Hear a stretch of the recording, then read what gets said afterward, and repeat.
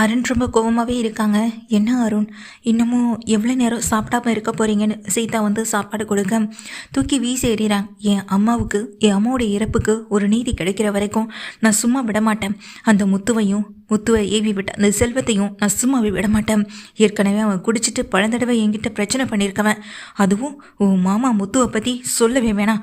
என்னையை பழி வாங்கணும்னா நேரடியாக என்னையை பழி வாங்க வேண்டியதானே? எதுக்காக மறைமுகமாக இப்படிப்பட்ட ஒரு சம்பவத்தை அவன் செஞ்சுருக்கணும் அப்படின்னு ஏகப்பட்ட கோவம் இங்கே அருணுக்கு வரதான் செய்து முத்து மேலே. முத்து அதே போல் வீட்டில் ரொம்ப கவலையோடு இருக்காங்க. நாம் எப்படியாவது செல்வத்தை வெளியே கொண்டு வந்தணும்னு சொல்லி அந்த வக்கீல் கிருஷ்ணாராமா பார்க்க போகிறாங்க. கிருஷ்ணாராமும் இங்கே முத்துக்கிட்ட விவரங்களை கேட்டு தெரிஞ்சுக்கிறாங்க. இதில் உங்களுக்கு நம்பிக்கை இருக்கா? உங்கள் ஃப்ரெண்டு இந்த தப்பை செஞ்சுருக்க மாட்டான்னு நீங்கள் நம்புறீங்களான்னு கேட்க, இல்லை மேடம், அவன் டிரைவிங்கில் என்னையை விட ரொம்ப நாளாகவே டிரைவிங் பண்ணுறவன். சொல்லப்போனால் அவன்கிட்டேருந்து தான் நான் டிரைவிங்கே கற்றுக்கவும் செஞ்சேன். இப்போ அவன் இப்படிப்பட்ட ஒரு சம்பவத்தை செஞ்சுருக்கானா? அது நிச்சயமாக இருக்காது மேடம் அப்படின்னு சொல்ல, ஆனால் அங்கே இருக்க சிசிடிவி ஃபுட்டேஜெலாம் இந்நேரம் அந்த அம்மாவை இழந்த அந்த அருண் இந்நேரம் கலெக்ட் பண்ணியிருப்பாரு அப்படின்னு சொல்ல, கோர்ட்டுக்கு தான் இந்த கேஸ் வரும், நிச்சயமாக இதை வெளியே கொண்டு வரது கொஞ்சம் கஷ்டம்தான் அப்படின்னு கிருஷ்ணாராமே கைவரிச்சிடுறாங்க. இதனால் முத்து மீனா ரொம்ப கவலையோடு இருக்காங்க. இங்கே கிருஷ்ணாராமை வச்சு இங்கே ஜாமீன் மூலமாக வெளியே கொண்டு வந்துடலான்னு பார்த்தா அதுவும் நடக்கலை. ஏன்னா இங்கே போலீஸ்கார அம்மா, அதுவும் அந்த அருண் ஏற்கனவே சொல்லவே வேணாம் மீனா, அவனுக்கு என் மேலே ஏகப்பட்ட கோவம் இருக்குது. இந்த நிலைமையில் அவன் எப்படி இங்கே இந்த செல்வத்தை வெளியே விட செய்வான்? நிச்சயமாக செய்ய மாட்டான் மீனா அப்படின்னு ரொம்ப பதட்டப்படுறாங்க, பயப்படுறாங்க. ஏன்னா இப்போ செல்வத்துடைய வீட்டுகள் இருக்கவங்களுக்கு என்ன பதில் சொல்ல போகிறோன்ற பயம் முத்துவுக்கும் மீனாவுக்கும் அதிகமாக இருக்க தான் செய்தோம். முத்துவும் மீனாவும் இந்த விஷயத்துலேருந்து நம்ம பின்வாங்கக்கூடாது, நாம் செல்வம் அண்ணா மேலே தப்பு இல்லைன்னு சொல்லி அவரை வெளியே கொண்டு வந்து தாங்க ஆகணும் அப்படின்னு சொல்லிட்டு நேராக ஸ்பாட்டுக்கு போகிறாங்க. அங்கே இருக்க கடைகளில் அதாவது அந்த இடத்துல இருந்தவங்க தானே ஓடி வந்து என்ன எதுன்னு பார்க்கவும் செஞ்சாங்க. அப்படி அங்கே இருக்கவங்க கிட்ட விசாரிக்கலான்னு தான் முத்துவும் மீனாவும் போகிறாங்க. அப்போ தான் அங்கே இருக்கவங்க எல்லாருமே சொல்கிற ஒரே விஷயம் என்னென்னா, அந்த அம்மா மேலேயும் ஒரு தப்பு இருக்குப்பா, அந்த பையனும் கொஞ்சம் வந்திருக்கக்கூடாது, இந்த வளைவான இடத்துல கொஞ்சம் பாதுகாப்பாக தான் வரணும். ஆனால் இந்த இடத்துல பல தடவை பல ஆக்சிடென்ட் நடந்திருக்குப்பா. எத்தனையோ தடவை புகார் கொடுத்தோம், இந்த இடத்துக்கு யாரும் வந்து சரி பண்ணுறன்னு வந்து நிற்கலை.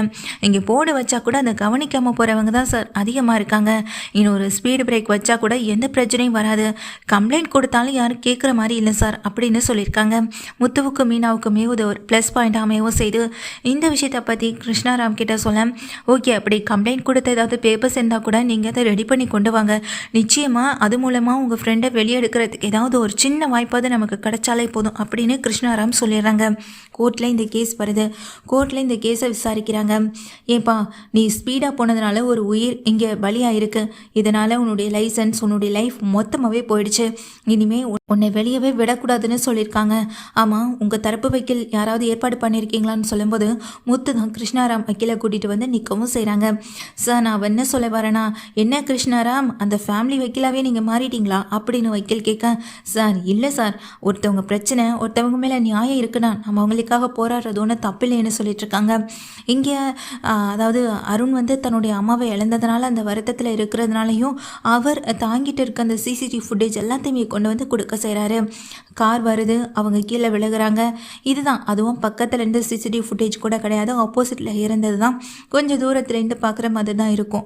அப்போ கூட்டம் எல்லாம் கூடுது. அதுக்கு பிறகு நடந்த சம்பவங்கள் எல்லாமே அந்த சிசிடிவி ஃபுட்டேஜில் ரெக்கார்ட் ஆகிருக்கு. அதை தான் பார்க்கவும் செய்கிறாங்க. உனக்கு எதிரான ஆதாரம் இங்கே பலமாக இருக்குப்பா அப்படின்னு சொல்ல, சார் என் ஃப்ரெண்டு அந்த தப்பை பண்ணவே இல்லை சார் அப்படின்னு சொல்ல, இல்லை சார், இது திட்டமிட்ட கொலை. இப்போ கூட என்னால் இந்த முத்து மேலே கேஸ் கொடுத்து உள்ளே போட முடியும் சார். எனக்கும் இவனுக்கும் ஏற்பட்ட பிரச்சனை காரணமாக தான் எங்கள் அம்மாவை கொலை பண்ணணும்னு ஃப்ரெண்டு மூலமாகவே அவன் இப்படிப்பட்ட வேலையை பார்த்துருக்கான்னு சொல்லும்போது, அப்போ தான் அங்கே முத்து வந்துட்டு, சார் நான் இப்படியெல்லாம் பண்ணக்கூடிய ஆளே இல்லை சார் அப்படின்னு சொல்கிறாங்க. கைது பண்ணுங்கள் சார், இதே இடத்துல நான் இப்போவே கம்ப்ளைண்ட் கொடுக்குறேன், இந்த முத்து மேலே நான் கேஸ் கொடுக்குறேன் சார் அப்படின்னு அங்கே இருக்க அருண் வந்துட்டு போலீஸை பார்த்து சொல்ல, உடனே போலீஸ் வந்துட்டு அங்கே இருக்க நீதிபதியை பார்க்குறாங்க. சார், எனக்கு முத்துவை பற்றி நல்லா தெரியும் சார், பல தடவை ஸ்டேஷனுக்கு பிரச்சனை வந்திருக்கார், ஆனால் ஒரு தடவை கூட அவர் மேலே புகார் கன்ஃபார்ம் ஆனதே கிடையாது. கடைசியாக அவங்க வீட்டு பிரச்சனைக்காக என்னுடைய ஸ்டேஷனுக்கு வந்தப்போ கூட அங்கே இருக்க ஒரு சின்ன பையனுடைய உயிரை இவர் தான் காப்பாற்றிருக்காரு. நிச்சயமாக இவர் மற்றவங்க மேலே இந்த மாதிரியான கோபத்தோடு செயல்படியக்கூட ஆள் இல்லைன்னு என்னால் உறுதியாக சொல்ல முடியும். சாரி அருண், என்னால் இந்த கேஸை ஃபைல் பண்ண முடியாது அப்படின்னு சொல்லிட்டு அவர் அங்கே உட்கார செஞ்சிடறாங்க. அந்த நேரத்தில் தான் எங்கள் அருண் அந்த போலீஸை முறைச்சு பார்க்க, சார் எங்கள் அம்மாவை கொலை பண்ணது அந்த செல்வம் தான், செல்வத்தை ஏவி விட்டது இந்த முத்து தான் சார். இப்போ எனக்கு இதில் கன்ஃபார்மாகவே தெரியுது. இந்த வீடியோவை நீங்களே பாருங்கன்னு தான் அந்த சிசிடிவி ஃபுட்டேஜை கொடுக்குறாங்க. ஒரு நிமிஷம் பொறுமையாக இருங்க அருண், அந்த பக்கத்துலேருந்து என்ன சொல்கிறாங்கன்னு கேட்கலான்னு நீதிபதி சொல்கிறாங்க. நீதிபதி சொன்னதை கேட்ட அருண் அமைதியாக நிற்க, அப்போ தான் இங்கே கிருஷ்ணாராம் சொல்கிறாங்க, அந்த இடத்துல இதுக்கு முன்னாடி ஒரு ஆக்சிடெண்ட் இல்லை, பல ஆக்சிடெண்ட் நடந்திருக்கு. அது விஷயமா இங்கே பல இடங்களில் கட்சிக்காரங்க கிட்ட புகார் கொடுத்துருக்காங்க. ஆனால் அந்த புகாரை பெருசாக எடுத்துக்காதனால தான் இந்த பிரச்சனை இந்த அளவுக்கு வந்து நிற்கவும் செய்யுது. அந்த இடத்துல இங்கே பிரச்சனை வருதுன்னா அதை சரி பண்ண வேண்டியது அந்த ஏரியா தலைவருடைய பொறுப்பு.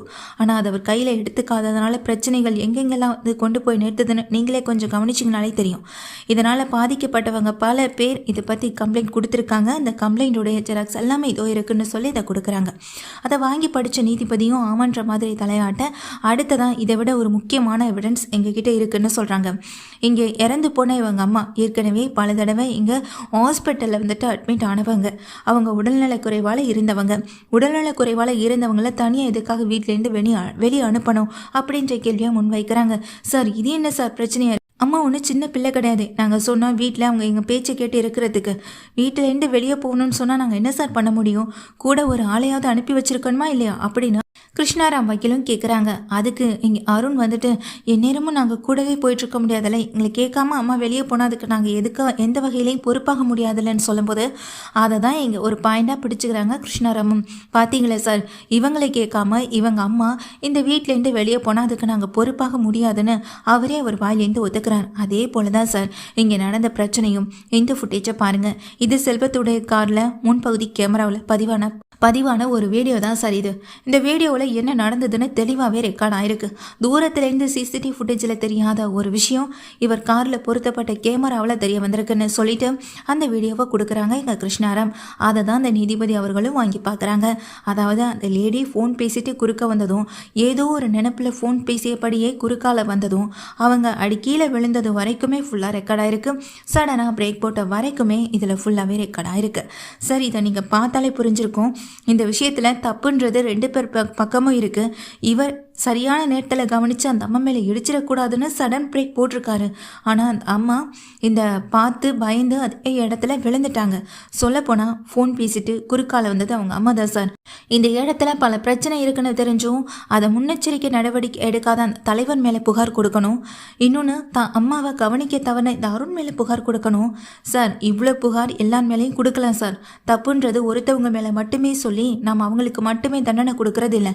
தப்பு இங்கே பல பேர் மேலே இருக்கு அப்படின்னு கிருஷ்ணாராம் சொல்ல, இதை கேட்ட நீதிபதியும் அமைதியாகவே இருக்காங்க. இங்கே அருண் என்ன பேசுறதுன்னு தெரியாமல் நின்றுட்டு இருக்காங்க. நீதிபதி சொல்கிறாங்க, இங்கே பல ஆதாரங்களை கருத்தில் கொண்டும் ஏற்கனவே அந்த இடம் பல பிரச்சனைகளுக்கு ஆளான இடம் என்றும் தெரிஞ்ச பிறகும் கூட அதில் முன்னெச்சரிக்கை நடவடிக்கை எதுவுமே எடுக்காத காரணத்தினால அந்த ஏரியா தலைவர் அந்த இடத்துக்காக முன் வராததுனால அவர் மேலே ஒரு கேஸ் ஃபைல் பண்ணணும். அதே நேரத்தில் இந்த சுச்சுவேஷன் வந்துட்டு ரெண்டு பேர் பக்கமுமே தப்பு இருக்குதாம். குறுக்க வந்தது அம்மாதான்றதை இந்த கேமராவை பார்த்து தெரிஞ்சதுக்கு பிறகு தெளிவாக ரெக்கார்டாக இருக்குது. இதுக்கு மேலே இதில் பேசுகிறதுக்கு எதுவுமே இல்லை.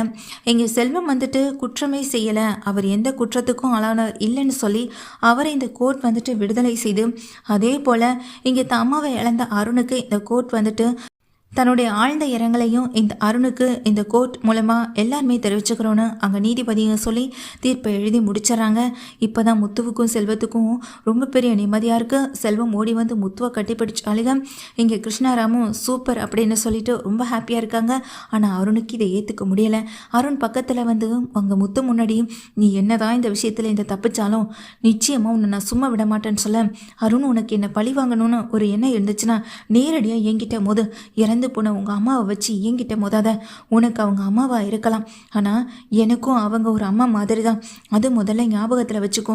நான் யார் உயிர் கூடயும் என்றைக்குமே விளையாடக்கூடியவன் கிடையாது. உனக்கும் எனக்கும் ஏகப்பட்ட பிரச்சனைகள் இருக்குது. அது பல விதங்களில் பல விதமான நேரங்களில் நடந்திருக்கு. ஆனால் எதுக்காகவும் உங்கள் அம்மாவை வச்சு நான் உன் வாழ்க்கையில் விளையாடணும்னு நினச்சக்கூடிய ஆளே கிடையாது.